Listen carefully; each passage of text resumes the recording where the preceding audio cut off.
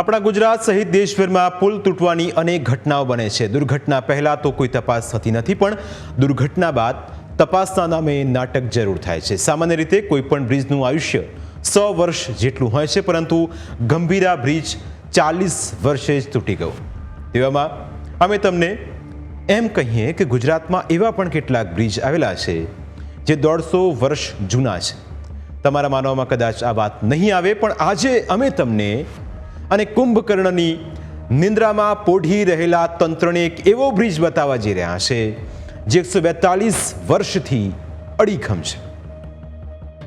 જો તમે કચ્છ ગયા હો તો માંડવીમાં આવેલા રૂકમાવતી પુલ પરથી અચૂક પસાર થયા હશો।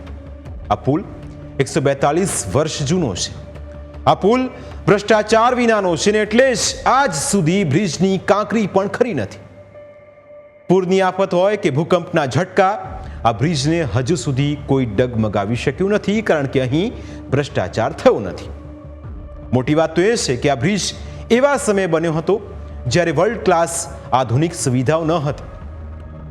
આજે મોટી મોટી મશીનરી અને સુવિધાઓ અને કુશળ એન્જિનિયર્સની ટીમો હોવા છતાં 40 વર્ષે જ પુલ તૂટી જાય છે।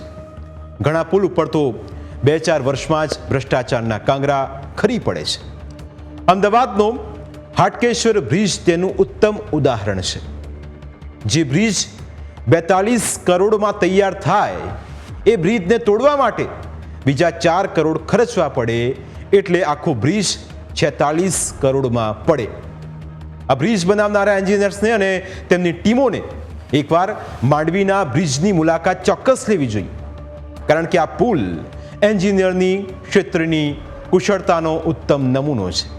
આજે કોઈ પણ કંપની આવો બ્રિજ બનાવી આપવા માટે સક્ષમ નથી, કારણ કે તેમની અને અધિકારીઓની નીતિ ભ્રષ્ટાચારની હોય છે। ખૂબ જ મજબૂત ઢાંચાનો આ બ્રિજ વર્ષ 1883માં બંધાયો હતો। ત્યાર સુધી આ દિન સુધી અહીં કોઈ પણ પ્રકારની ક્ષતિ આવી નથી। આ પુલ ઈસ્ટ ઇન્ડિયા કંપની અને તે સમયના મહારાજાના આદેશથી કચ્છના ચંદિયા ગામના વિશ્રામ કરમણ ચાવડા દ્વારા સંપૂર્ણપણે પથ્થરોથી બનાવવામાં આવ્યો હતો।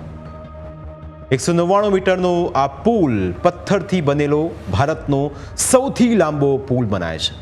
સમગ્ર દેશમાં આ પ્રકારનો આ એકમાત્ર પુલ હયાત છે। ઇતિહાસના જાણકારોના મતે આ બ્રિજ કેવી રીતે બનાવાયો હતો તે સાંભળશો તો આપને ઘણું બધું સમજાઈ જશે। આ પુલના બાંધકામની વાત કરીએ તો જ્યાં સુધી મારી જાણકારીમાં છે ત્યાં સુધી ચારે તરફથી મીઠા પથ્થરો ગોઠવી અને એ પથ્થરોને એક ડાકલી એટલે કે ડમરૂ જેવા શેપના પથ્થરથી જોઈન્ટ આપી અને એ પથ્થરો વચ્ચે જ્યાં નાકા બનાવવામાં આવ્યા છે એ પથ્થરો વચ્ચે એક નાનકડો ગેપ રાખવામાં આવેલો કે જેવી રીતે આપણે અત્યારે કોલમ બનાવીએ છીએ એ રીતે એ જગ્યામાં એ લોકો ગરમ સીસું પીગાડીને રેડતા।